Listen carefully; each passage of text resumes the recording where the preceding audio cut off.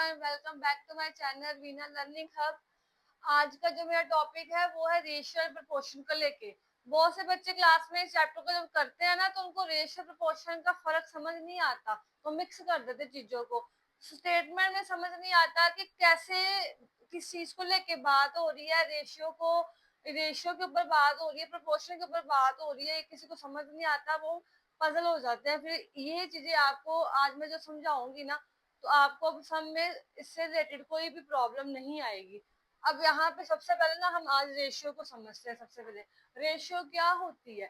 Ratio ना comparison करती है टू थिंग्स को, कोई भी दो थिंग्स का कंपैरिजन बताती है। वो आपको एग्जांपल में साथ में बताती हूँ, सॉल्व करूंगी, समझ आएगा। इससे ये पता चलता है कि जो एक चीज है जो दूसरी चीज की कितनी डबल है एक से, ठीक है। और इसका सिंबल होता है ये वाला, और ये सिंगल पेयर होती है। दूसरी बात, जैसे सपोज करो कि हम चाय पी रहे हैं, तो चाय में ना 1 स्पून शुगर और 2 स्पून मिल्क, ये हमने प्रोपोर्शन बनाया, मतलब इनका आपस में एक रेशियो बनाई है जो किस किस फॉर्म में आएगी।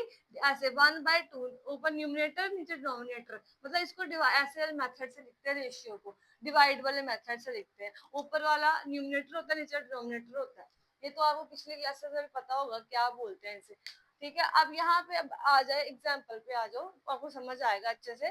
जैसे यहाँ पे सबसे पहले लिखा हुआ है कि एक क्लास में ना क्या है, बॉयज के कितने नंबर ऑफ बॉयज है 10 है, और गर्ल्स कितनी है 20 है। तो इनकी रेशियो बनाओ। सबसे पहले रेशियो वाला साइन डालते हैं, पहले 10 रेशियो 20, ठीक है। अब इनको मैंने बोला था ना कि न्यूमरेटर और डिनोमिनेटर की फॉर्म में लिख दो, डिवाइड की फॉर्म में लिख दो, तो क्या आएगा 10/20। अब इसे कटिंग करेंगे तो क्या आएगा 1/2। अब अगेन इसको रेशियो में लिखना हो तो कैसे लिखेंगे 1:2। मतलब एक बॉय पे 2 लड़कियां, अगर एक लड़का आता है तो उसके लड़कियों पे कितना इफेक्ट पड़ता है, दो, एक लड़के के पीछे 2 लड़कियां आती हैं। ऐसे अगर 2 लड़के आए तो लड़कियां हो गई 4, अगर 3 लड़के आए तो लड़कियां हो गई 6, अगर 4 लड़के आए तो लड़कियां हो गई 8। समझ आया। अब आपको एक बार आपने सेट कर लिया प्रपोर्शन इसका, उसके बाद देखो वन थिंग का दूसरी थिंग पर क्या इफेक्ट पड़ रहा। अब आपको समझ आया होगा कि show how big one things compare to another, कि अगली जो हमारी नेक्स्ट थिंग है वो पहली वाली थिंग के कंपेयर करके कितनी डबल है, ठीक है। अब यहाँ पे आप जिसका भी रेशियो निकालो, चाहे इसका निकालो, चाहे इसका, चाहे इसका, सबका आंसर 1/2 आएगा। मैं आपको एक करके दिखा देती हूँ। जैसे 3/6, 3 1 3, 3 2 6, 2/4, 2 1 2, 2 4, 1/2, 4/8, 4 1 4, 4 2 8। मतलब सबकी रेशियो क्या आ गई 1/2, 1/2, 1/2। मतलब जितना भी अब आगे आप इसको चलाओगे तो हमारा फिक्स रेशियो क्या हो गया 1/2। मतलब क्या हो गया कि हमें पता चल गया है कि वन थिंग को कंपेयर करने के बाद उसमें कितनी रेशियो कॉमन आ रही है, सब में 1/2। जैसे सपोज आप किचन में भी हमारी जो मदर होती है ना, इसका वो यूज करती है पर किसी को पता नहीं चलता। जैसे 2 कप चावल है तो उसमें 4 कप पानी डाला, ये फिक्स कर दिया, और ये माइंड में रखती है लेडीज कि ऐसे बनाएंगे तो चावल ठीक बनेंगे, अगर ऐसे कुछ ऊपर नीचे कर दिया तो ये खराब हो जाएंगे। 2 कप चावल है तो 4 कप पानी है। अब किसी को जरूरत पड़ गई है कि वो घर ज्यादा मेहमान आ गए हैं, तो 4 कप चावल है, 4 कप चावल में पानी कितना हो जाएगा फिर 8 कप। समझ आया। पर अब मैंने फिक्स्ड कर दिया ना प्रपोर्शन पहले कि 2 कप चावल है तो उसमें 4 कप पानी जाएगा, 4 कप चावल है तो उसमें 8 कप पानी जाएगा। तो इसमें क्या हो गया, हमारी रेशियो क्या निकल के आ रही है, पहली वाली की 2/4 और अगली वाली की 4/8। इसकी क्या कटिंग करके 1/2, इसकी कटिंग करके 1/2।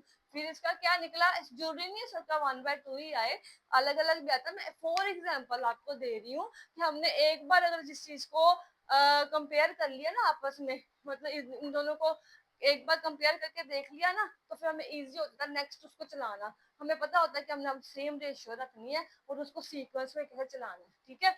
ऐसे की कोई किसी को अगर किसी किसी ने आपको समझाया कि कितने मेहमान आएंगे तो आपने जितने कप चावल लिए उसका आगे डबल कर लेना, समझ आई है।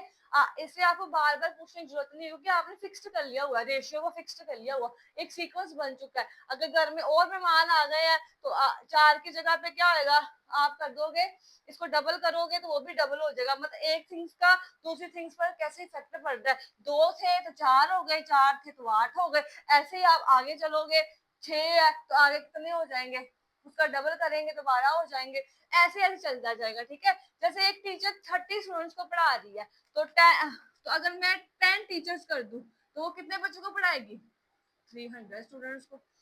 ठीक है, ऐसे ही क्या होगा कि एक को मैंने चेंज किया और दूसरे के ऊपर उसका इफेक्ट पड़ता है। ठीक है, जैसे मैं अब कहीं जा रही हूँ, रास्ते में तो मैंने 1 लीटर पेट्रोल डलवाया है कार में, तो मैं 15 किलोमीटर चल सकती हूँ, मतलब कार को ड्राइव कर सकती हूँ 1 किलोमीटर के हिसाब से। तो मैंने इसका क्या आया, रेशियो निकल के क्या आई, 1/15। अगर मेरे को लगता है कि मैंने कहीं दूर जाना है तो मेरे को क्या करना पड़ेगा, मैंने 10 लीटर कर दिया है, मैंने अपनी पेट्रोल को 10 लीटर किया, और मेरी जो डिस्टेंस था, अब मैं कितना डिस्टेंस कवर कर सकती हूँ, 150 किलोमीटर। ठीक है, इसी कटिंग करोगे तो रेशियो इसकी वही निकल के आएगी जो मैंने इसमें स्टार्टिंग में फिक्स कर दी थी। मतलब ये क्या है कि अगर जब मैं इसके ऊपर इफेक्ट डालूंगी तो इसका वाइस वर्सा इसके ऊपर इफेक्ट पड़ेगा ही पड़ेगा। देखा, 1 लीटर पेट्रोल से 15 किलोमीटर डिस्टेंस हो गया, 10 लीटर पेट्रोल से मैं 150 किलोमीटर जा सकती हूँ। समझ आया कि कैसे रेशियो अपने थिंग्स के साथ इफेक्ट कंपैरिजन करती है, इफेक्ट डाल दी दूसरे के ऊपर। ठीक है, ये तो बेटा हो गया रेशियो निकालने का। आगे आते हैं प्रपोर्शन। प्रपोर्शन का क्या मतलब होता है, प्रपोर्शन एक तरह की क्वालिटी, दो रेशियो की क्वालिटी बताता है। ये बताता है कि दो रेशियो आपस में कैसे इक्वल हैं, और इसका सिंबल होता है, या तो ये लगा सकते हैं हम, इससे इसका था ये वाला, इसका डबल।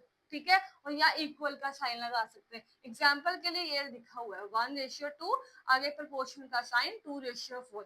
इसका मतलब ये है कि ये प्रपोर्शन में है। 1/2 इसी कटिंग करो, 2/4, 1/2 सेम सेम आएगी, ये प्रपोर्शन में है।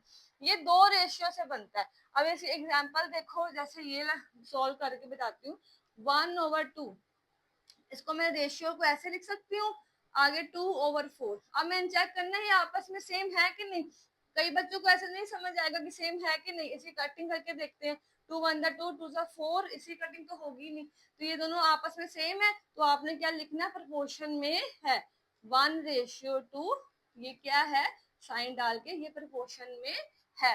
अब आगे जैसे एक और एग्जाम्पल लिखी मैंने, 2:4 प्रपोर्शन है क्या, ये प्रपोर्शन में है। तो सबसे पहले वही वाला फॉर्मूला, वही मेथड, 2/4 और 5/10, कटिंग करो, 2 1 2 2 4, 5 1 5, 5 2 10, सेम आया फिर से, मतलब ये प्रपोर्शन में है। उसके बाद इसका है ना एक और मेथड होता है, जिस बच्चों को ना ऐसे समझ आए, कईयों को कटिंग में प्रॉब्लम आ जाती है, वो क्रॉस मल्टीप्लाई का मेथड लगा सकता है। ये पहले वालों को ए, इसको बी, इसको सी, इसको डी मान लो।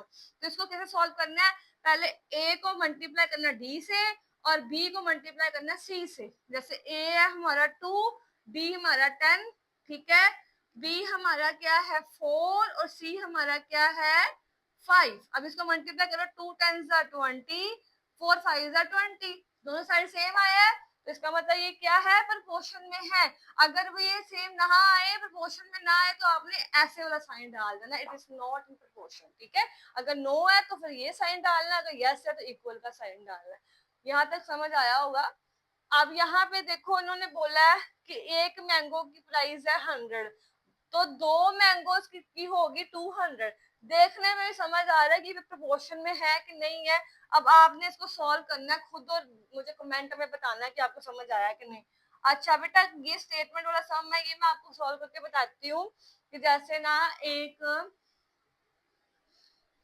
जो यहाँ पे पेंसिल है, 5 पेंसिल्स है, ठीक है, उसका 50 रुपीज लग रहे हैं, मतलब उसको लेने में ना 50 रुपीज। 5 पेंसिल 50 रुपीज की है, और 8 पेंसिल कितने की होंगी, तो पहले हम देखेंगे ये प्रोपोर्शन में है कि नहीं। 8 पेंसिल कितने में होंगी वो हमें गिवन नहीं है, तो हम क्या ले लेते हैं, एक्स ले लेते हैं। ठीक है, या तो अब इसमें लगा सकते वो वाला मेथड, A/B, ए वाला, ठीक है, या वो वाला लगा सकते जो आपको इजी लगता है। मैं जैसे आपको सिंपली बताती हूँ, अगर 5 पेंसिल जो है वो 50 रुपीज की आ रही हैं, तो 8 पेंसिल कितने की आएगी? सबसे पहले हमें उनकी पहली रेशियो यूनिट की पता होनी चाहिए। अगर हमें एक ही पता चल जाए ना, हम सबकी निकाल सकते हैं। तो एक की कैसे निकलेगी? अगर आप देखो, अगर 5 पेन हमारे हैं, 5 पेंसिल अगर हमारी 50 रुपीज की आ रही है, तो एक का प्राइस 10 रुपीज होगा। ठीक है, तो आप इजिली इसको 10 के साथ मल्टीप्लाई कर दो, तो क्या आएगा? 80। और जिन बच्चों को ऐसे नहीं समझ आता, वो ऐसे भी कर सकता है। पहले इसको ए ले लेना है, इसको बी, इसको सी, इसको डी। वही मेथड लगाओ, ए इंटू डी, बी इंटू सी। ठीक है, ए इसमें क्या है? 5, डी हमारा क्या है इसमें? एक्स, और बी है 50, और सी है हमारा 8। तो यहाँ पे सबसे पहले बेटा हमने एक्स फाइंड करना है, तो ये चीज जो 5 वाला मल्टीपल है वो उधर जाके क्या हो जाएगा? डिवाइड हो जाएगा। 5 10 50 एंड 10 मल्टीप्लाई 8 क्या आ गया? 80 रुपीज। मतलब कितने के आएंगे हमारे ये? 80 रुपीज के। तो इसमें जो बच्चे मतलब जीनियस है, जिनको अच्छे से कैलकुलेशन आती है, वो तो ऐसे निकाल देंगे।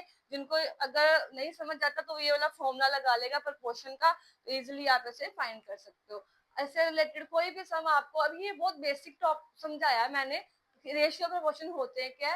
अगर आपको आगे और इसको जानना है तो मुझे कमेंट में प्लीज बताना, मैं इसके आगे भी वीडियो बनाऊंगी। Thank you for watching.